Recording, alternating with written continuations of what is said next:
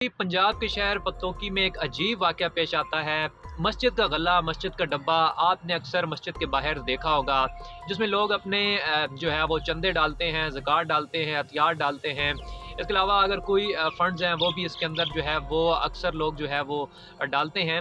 रात का वक्त था पतोकी में और एक शख्स आता है। अब अल्लाह जानता है कि वो मस्जिद के डब्बे से पैसे निकालने आया था या पैसे डालने आया था। बहरहाल इसी इवज़ में जैसे ही उसने मस्जिद के जो बॉक्स है, जो गल्ला है, उसकी तरफ अपना हाथ बढ़ाया तो उसमें मस्जिद इंतज़ामिया की जानिब से करंट छोड़ दिया गया। उससे पहले ही जो है वो रात का टाइम था और अक्सर मस्जिद इंतज़ामिया जो है वो रात के टाइम इस डब्बे में जो है वो करंट छोड़ दिया करते थे। तो जैसे उसने हाथ लगाया तो वो अपनी जान से हाथ धो बैठा, जाँ बहक हो गया, कत्ल हो गया। सो नाज़रीन, अब कुछ लोगों के नज़दीक कहना है कि ये शख्स जो है वो वहाँ से पैसे निकालने आया था। मस्जिद इंतज़ामिया का कहना है कि पहले भी कई दफ़ा ऐसी वारदातें हो चुकी हैं, मस्जिद के बॉक्स से, मस्जिद के गले से है वो पैसे निकाले गए हैं।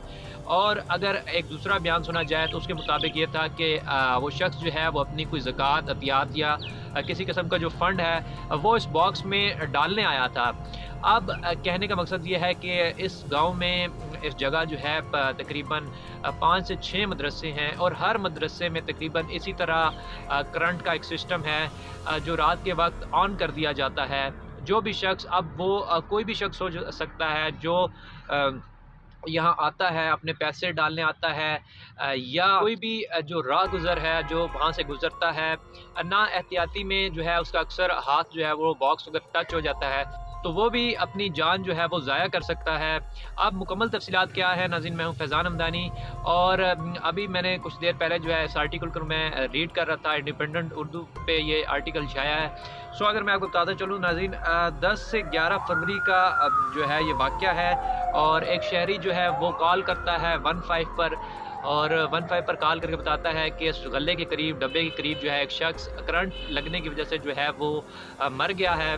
जब पुलिस आती है, वहाँ देखती है तो वाकई वो शख्स जो है वो अपनी होश में नहीं होता, वो मर चुका होता है उस टाइम। सो अक्सर लोगों का कहना है कि वहाँ जो है वो नशई था और नशा करता था, यही उसका काम था। वो बॉक्सेस, डब्बों से जो है पैसे निकालता था और इसी एवज़ में जो है वो अपनी जान की बाजी जो है वो हार बैठा। अब दूसरी तरफ अगर इंतज़ामिया का जो मौक़िफ़ है वो देखा जाए तो वो ये था कि हमने जो है करंट छोड़ने का अमल शुरू किया था, लेकिन हमने साथ जो है वो ऐलान भी करवाया था मस्जिद में कि जो है हम ये करंट जो है वो छोड़ेंगे रात के टाइम और हर शख्स जो है वो इससे एहतियात करे, मुहतात रहे। तो नाज़रीन, अगर करंट छोड़ा जाए तो एक चार दीवारी में छोड़ा जाता है ताकि चार दीवारी का जो तकद्दुस है वो पामाल ना हो या कोई किसी के घर जो है वो ना आ सके। अब अगर किसी और मद में जो है ये करंट छोड़ा जाता है तो यकीनी तौर पर जो है एक साथ एक बोर्ड, एक साइन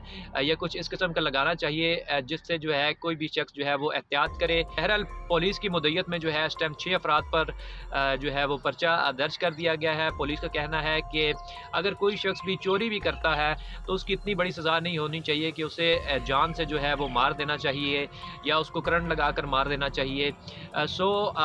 कानून जो है वो सबके लिए बराबर है और अगर कोई शख्स पकड़ा जाता है तो यकीनी तौर पर जो है उसे कानून के हवाले करना चाहिए।